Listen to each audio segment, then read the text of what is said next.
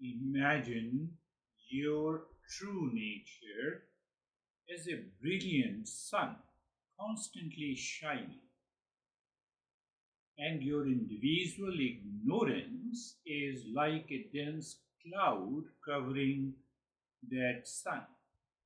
Eastern wisdom says, move from the ignorance to wisdom.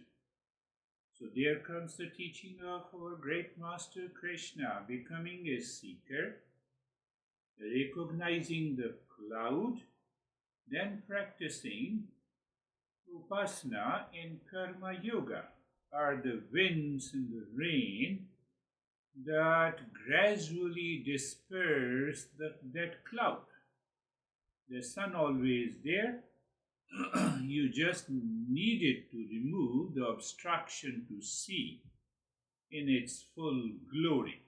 So when I see that sun or the real self in full glory, that is what is known as awakening. So Krishna's guidance is a systematic, compassionate approach to help us.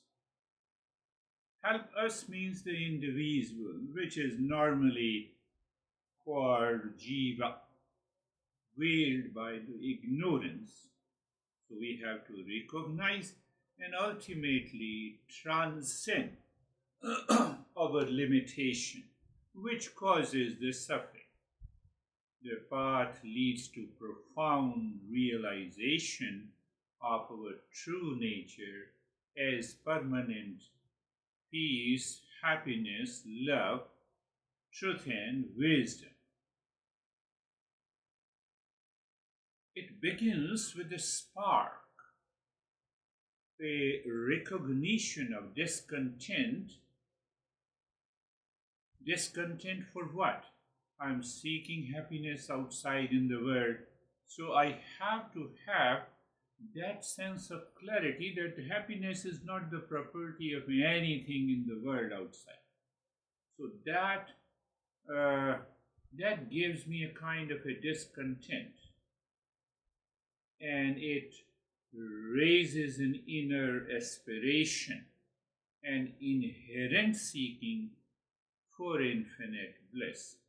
And that dissatisfaction ignites the fundamental question, who am I truly? Simply thinking intellectually does not work at all.